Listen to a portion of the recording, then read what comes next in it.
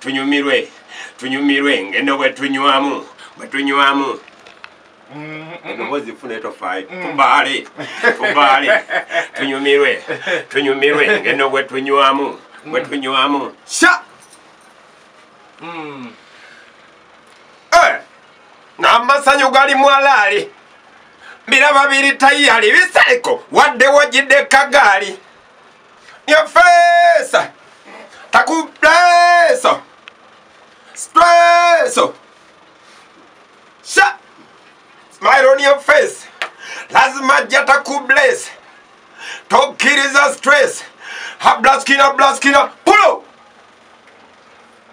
Okay, Black Skin. Yeah, man. Nsawa wakutuliriza obavuzeeko Black Skin. Banaye balamusiza mwe nabajiwuliriza 90.8 FM Metro Biki.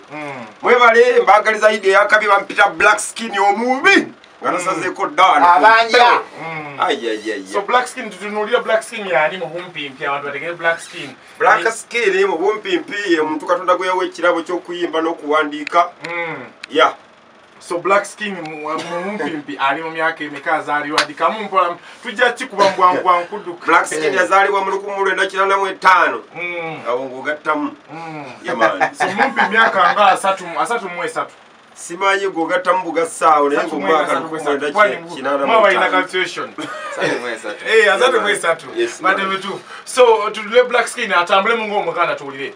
Black Skin atambule mu ng'omuganda. Ng'omuganda kati nnya. Kasitata fuluma mu studio. Black Skin azalibwa banyonyi okuva Masaka wano jjajja wange bamuyita Alex Njawuzi. Tata wange bamuyita Alex Mbazira. Nange bampita Senyonga Frederick. Black Skin tuingire n'akayimba. Kano kenyi tubale. Man. Tubale ono ali kuki? Tubale twamukola akayimba kutwakakola. In fact Beno ni yang kubanga uli kali ku songs. Yes. Kala ka songs. Waliwo twakera olunaku lumu Beno nankubira nangamba jankola akayimba nga kabala. Nengenda ne musabulira odda kikanga 3 n'ekigwa. So Black Skin ng'omuntu. Musical career ajingira ddi. Music yo najingira okuva nazalibwa music muyino okuva nazalibwa naye okutandika omukolanga business. Okutandika omukolanga business oba tandise ddi. 2014 wali nali nkyamusoma nategeera nti nina talent netandika okukola research omusoma nentambula wano nawali nenfumako e Uganda netololamu kati okutandika okukola nga business 2014. Black Skin muna Uganda ali eyo baga utega Black Skin yani kankuzeko kemabega yazemu dati mwandisa ate muyimbi.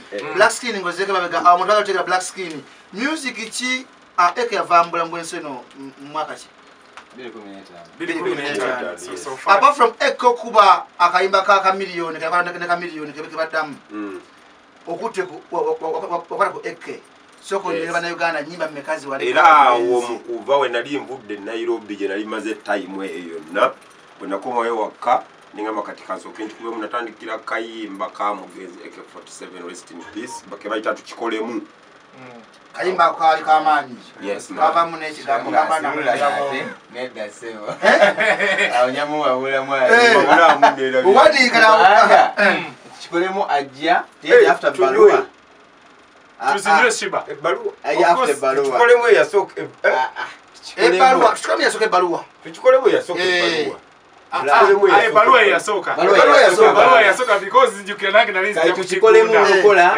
balua yasoka nga tuzindanye kikolemu ajja after actually lwasi okwati okumanyikwa tukikolemu wenga gundi yasoka wale umba bulamu mugana nyimba aine nyimba nyingi so Black Skin awandise tukikolemu era kanzitemete mawo mangu tukikolemu ebalua so awuliriza tunywe tukola tunywe all over nipe yote kanzitemete ndi wanja ulo agenda kuse muwe stand tonke mandi kushiba eka so awuwandikide gwe ndiko yeka nsoma zize so nano hit nsoma zize we nagenda kwala langera njagenda nayenga awo tukikolemu ebalua Mugezi AK47 tunywe nipe yote ndi wanja ulo agenda kuse muwe Stan Tonkema Try My Love Mpula kati tugenda kumugana Bebe Cool katono apa and wine tugenda kumugana wange Jose Chameleone Tatizo tugenda kumugana wange sister ngono bayita Leila Kayondo bakayimba nenda bakaita Chikutte Leila Kayondo nayanda ne tugenda kuvinka waliwo kana kayimba kapava kaita ebigambo waliwo nakayimba kayatandika nako bakaita In the Mood yengenda kupanya omulala ne tugenda ku kabako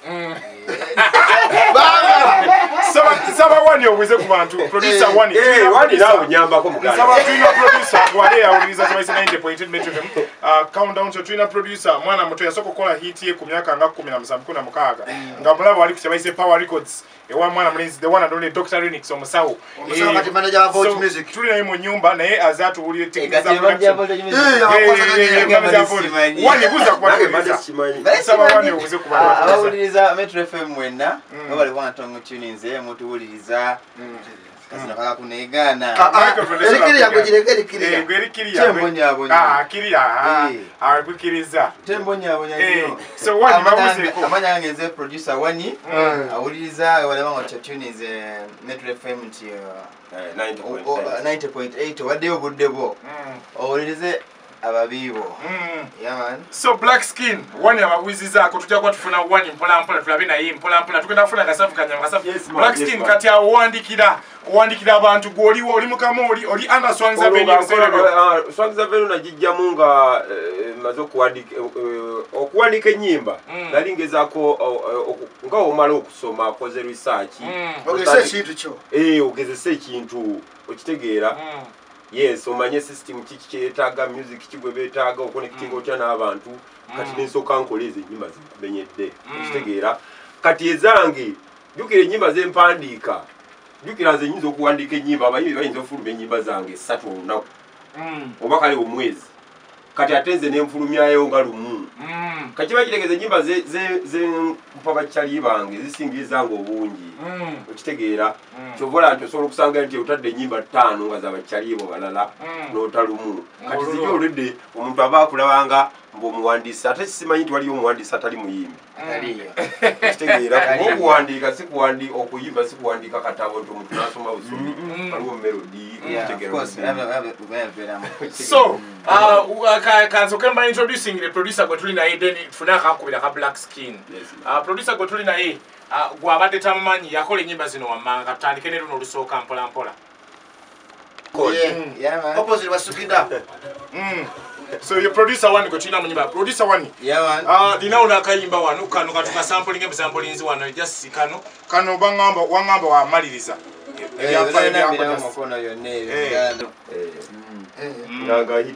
temuli kurashi namukoze munyumirwa wani kanzeke uwo lwaki wani waita mastermind lwaki mastermind wani nababongo oyo bongo ntino buli kyo nakako kya wechange nakyo wena kwebuza kuyiye ku jeno baada batuliza wani yomu ku batono betuna mu Uganda bamansalinga music omukole eyo uwo eno mugama ati wani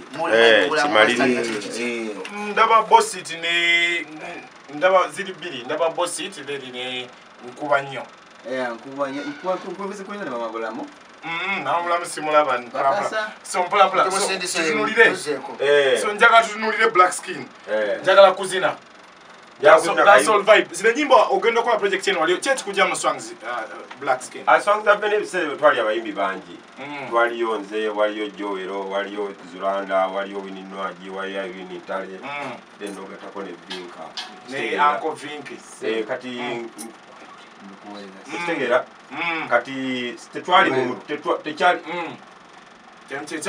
tekyali mutima mubi naye nentula nengamba naye kati netaga manager ngafula number 1 priority so tuveyo ojoininga Eno Beats mukwataga mutene Eno Beats nali nkola ne Kiraidi Pro we yakola nipe yote ningi wanjawulo ne wani tukola naye naye kati eno nakola naye twatandika naye nga tuyinengije twakwatagana mukale okuva twakwatagana tusabulira nemukuba embeera njaga tutunule Black Skin musically waliwo nakayimba katufune mu kolabo ya Kamiri wano njiwulire kuba mbadde sirina gyetegeeza bulungi kati ninyo tukomewo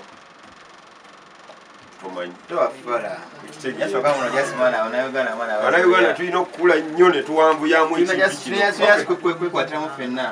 Black atukomyewo project empya ng'olina Dr. Jose Chameleon East Africa's finest project twagikola nti ng'olumanja era togiwuliranga eri mu kwagala sente naye wagikola naye yakuwaayo twasalawo twebanjire ddala live microphone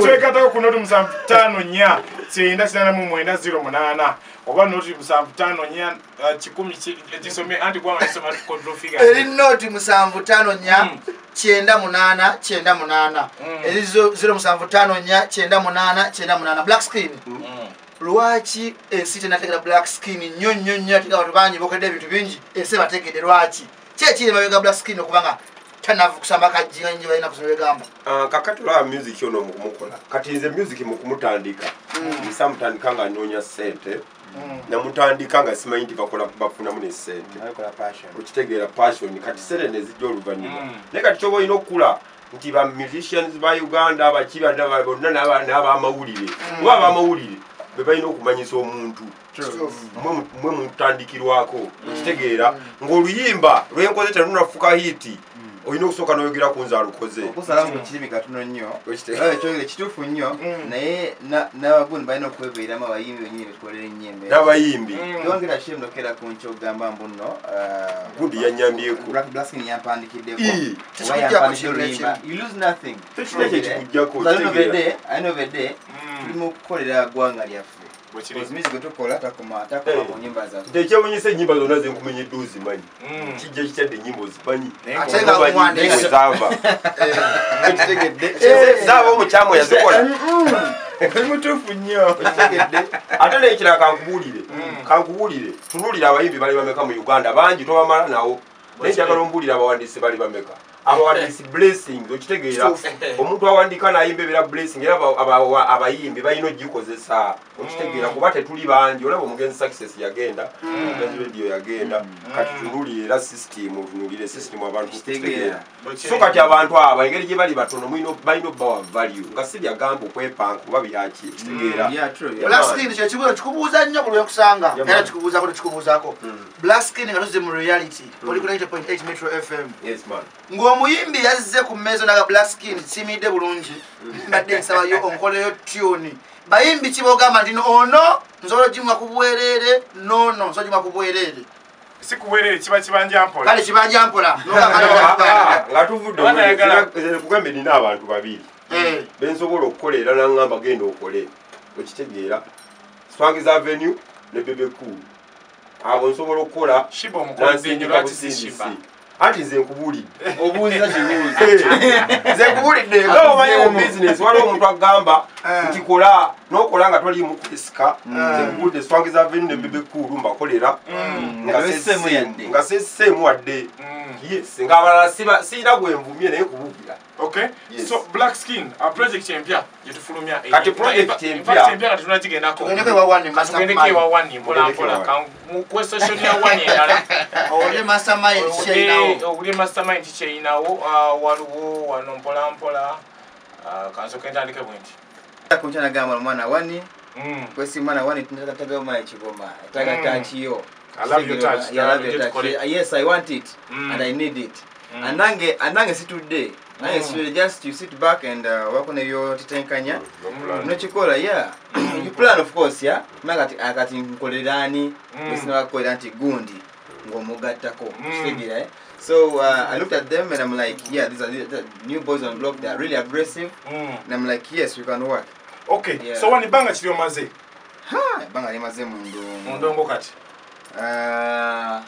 officially oba byonna ng'otandise tutandike ku agende agende 2015 oyo actually those were songs ezilengeza tunywe impact ne tunywe gogambye tunywe shiba agende zona za mwa baluwa almost baluwa 2014 ne lwa kuba bulungi 2015 tunywe agende au Babo Palaso au and what did you do that Nathan yao Nathan fear Anyamala. Senkulumana tubekula. Senkulumana. So awe nyini. Tunulire wani waliko wava ku Power Records. Yes. Ova ku Power no genda ku studio ya mga ya dirisa budiri media. Chechi kuja ku budiri. No, omuntu akula. Omuntu budiri. No, omuntu akula just. Omuntu akula nava nayo wave wamwe. Nempangisa. Nempangisa kazigo ko. Wenyumba. Ata simba bubi. Kwa sasa kati. Nakundi yavudeyo kundi ono mukanda amoira. Roni yakoze yambeza naye. Bale wo planning okula reni. Kula. Tolekera yasade wayizo gamba. So manya omuntu akula. Nava one. Nava next bubi. Never did survive bubi. Fact studio ya muganda wange yampeleza sikimbajira Sweetest Sound Records, good vibes only. Ne post yakoze yabadde offensive. Yagezako kulaga nti mvude wa muganda wange in good terms mwebuzizaako mutima mulungi okubanti my next move yabadde we producer Ronnie abayimbi mugenda n'abagundi n'abayimbi ba producer muva mu studio esinga zigwa budiri yagwa tekyawulikika ani budiro tekyawulikika watisula eya Roger Lubega Mosika yavuddeyo so producer nesimu yava mu body negenda weto Remix ye nyini omukulu yava mu D Records ya Sugida ochajiulira negwe ekiko yakuba lumuntu limaje so studio lwaki ba producer msiwa studio no the thing is era studio era producer anti studio yebe kulese usaza kati Black Skin studio yebe kulese usaza kati studio songezo video waneno okay simu bubi neba nebagobera be jolaze what is the session just bara maybe bakalenda okureplacing omuntu adakolanga gwe nenga ate good day so ngatudduka so tuvayo simu tuvude mu bubi but omuntu akula netongo nasa jalata oba na group sako sema nyimba ngagera mu libala of course nga bawulira Black Skin bamwali abakulu nedi mwali nyimbe sinzo kubeza akabi manisho nyimbe sinzo kubeza akabi mu week chabaise 90.8 Moto FM top 10 show countdown nyimba tuwale nyimba sinzo kuba ku ground ne wasigadde mu namba 10 tuina kayimba ngabuli joka lemedeo emala Spice Dana alongside complaininga Roger akube nkukola naye ali matukuba emala kalikola komanda kola yachi ebakola so munamba mwenda tuna kayimba kebaise one and only Grenade official bakaita olimba akoko na kawule the first time ya nemugamba Grenade okubya hit aho kyakabi nemugamba Grenade munamba munana atuna kayimba kabaita supu mchara shamike ground nebisale katambude munamba musamvila kayimba kabaita tonchawa the B2C soldiers kali awo mpola bakayimba bokane kachaka kyali awo munamba mukaga tuna do that John Black achale medemo oyo aja tukubendongo omusoga achale medemo so munamba 5 tuna kano kaze kawaguza kawadika amani yonako nkuliyo nkuliyo biebe cool big size ko kuwaza magazine bawazo wena munamba 5 ade center akaba asimu gumunyi ali video kusete so mbuno ye olumugamba tosoba sanga nabbi bebe kwa nga nabbi no bayo nga bogenzi munamba 4 tuna kayimba akapya kakaja mu countdown of course ka drop inze mama Blam John Black onomvuka train ze jono asonga ati ne Irene Nambiru yakoze cover ye ate mamuli abaddemu ebya mvuko lwa meta BBC ana next day so a train ze music abaddewo munamba 4 one place John Black produced by Wani of course mukulu ali munyiba munamba 3 tuina omusese Spice Dana featuring Ray G akayimba ako suna kagamba kaleso baatakola ko ne bajimba ne batera keji dana akayimba kanu kawandikwa mwana mlensi the one and only Yese Omar Rafiki ampeleza ne ka message kwali ku mukoto mpola kuganda wange kwali mpola nera ampeleza na ngamba balamusiza bonabo omuwandiso yo Black Skin waliwo munamba 2 tuina Squeeze Voltage Music. Manager Renix. Featuring Fear. Katono yali kuguni kugandi. Renix oyo. Squeeze ni maze wiki zibadde billions wedengeri eri munambemu na SH4 chimu. Bafulimiza jigijigi. Balina jigijigi oli abo mpya ba voltage nga bali buka. So munambemu munambemu tulina kayimba the one and only omwana onazuki de twali tumanya agenze. The one and only Fik Famaika omugwati. Akayimba kalungi. Katrenize kabade kunambemu. Then mbona stock tulinayo mwana mlezi one and only Black Skin azo tubuzako. Mbona stock inayo train ye onoja yagali nnyo. Abakulu abona balina kutegeera. Ensima nyingi so Black ngatuduka project yekatu jogerekene mpya. Project yepya kati nasazeho kuyimba sigenda kudda mubayira kubaraga. Njagala okuba kayimba akabantu bakawulire. La sample nyo kati ninyo tukomeo. Yeah, la simba nkuna love kati katuka sample nyo kati n'abantu bakawulire. Akayimba ko Black Skin akwandika n'omutima gwali gumu ngali munako. Kana kayimba badde mulavu olina girlfriend olina kubakwanye what are you? So project eno Black Skin eri kuti a project eno mbutuku wakude Black Skin oli mufumbo kino mufumbo nenda njagala kujagala olina golaba omuntu ali wakawe na goyagala kubibiri waliwo enjawulo nina gwenjagala tugenda kwegatta soon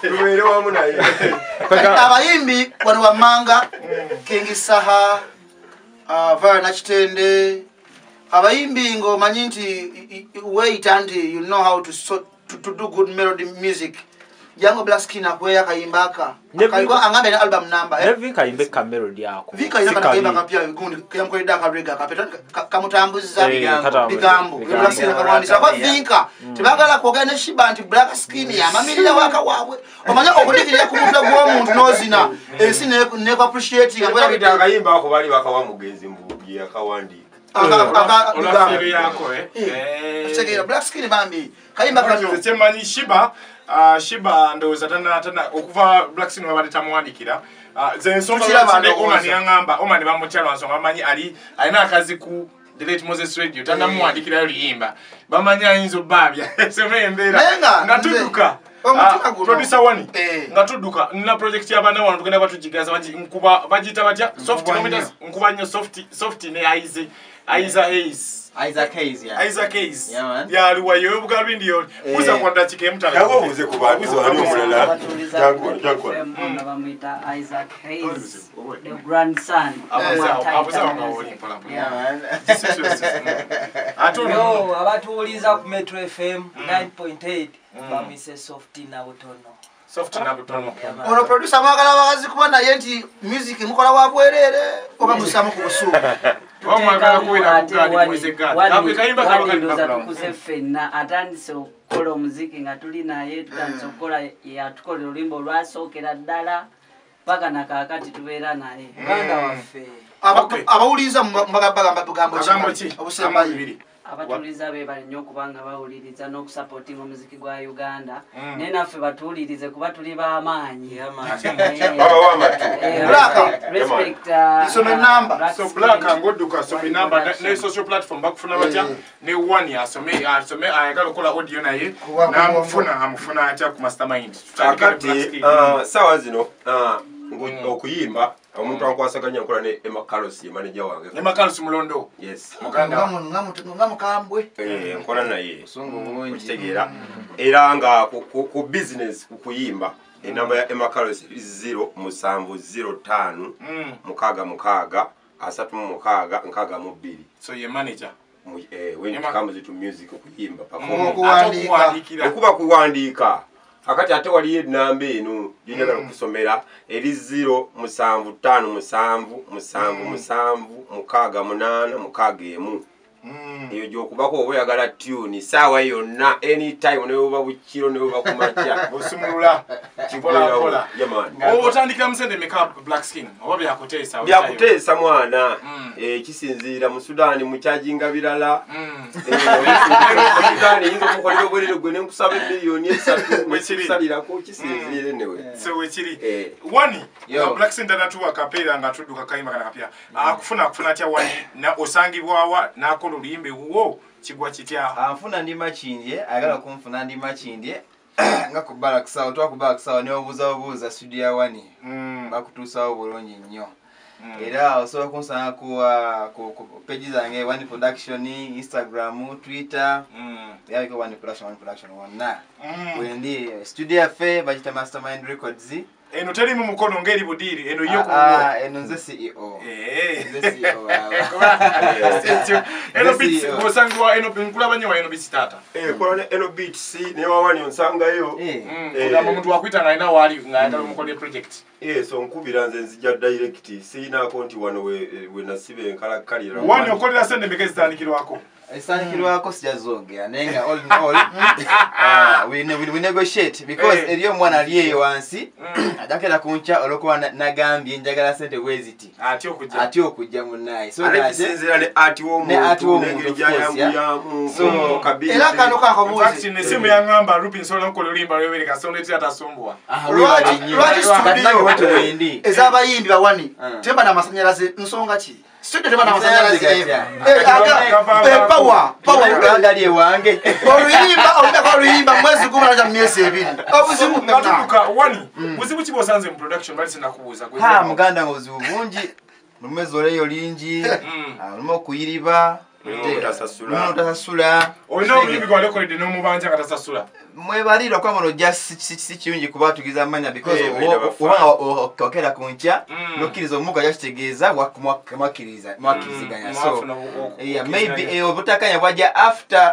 but at first you agreed so I won't mention any but choma jebali so ebitenge yona bitunyigiriza mwalekoze ko oluyimbo muyimbi na lugana yes esha sigumusebiri ani alugana Bloody minute kapinao binali kugana bino byatwako ko sigumusebiri sasa tusena seransi 10 but it has been it was my problem way back still when naimi yani kati nze wani era kati manyi kati nishira olenzo kuzalawo kintu kyo simply because tona bakubako necho tekawo understand shitegire so yena was factors okay nenga all in all tukoze mwalekoze ko luyimbi no wandi kuno omuntu olimba na lugana ngambe mwandikiro luyimba na lugana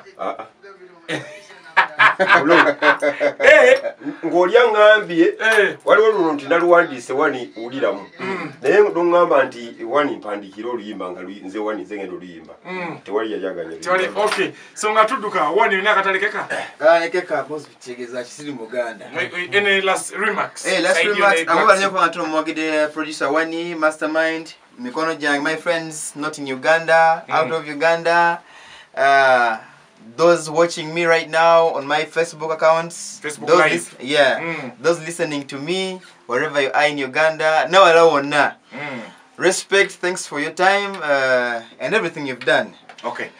Yeah man, cut Black Skin official, YouTube, Black Skin official, Facebook, Black Skin Soldier 1, Instagram, ate nekirala mwana abantu bagire music wa Uganda ate abantu bakendeze abayimbi bakendeze obutayagaliza Rupi nakasembayo omuyimbi yango oliyeyo nayo nango yakubako mu studio Black Skin akolera ku oluyimba ba wani RP promotions egamba kwa ku note musanvu note 3 kyenda ana musatatu munyo 0703 943 54 shall help you mu promotion wise everything video shooting audio recording tujja kweka mu kimu tujja kumamirira wala kukyenda katonyeze mu Metro FM yasinga era chokola kwetubadde ne tugamba ne tugenda nakola mpira gwa Arsenal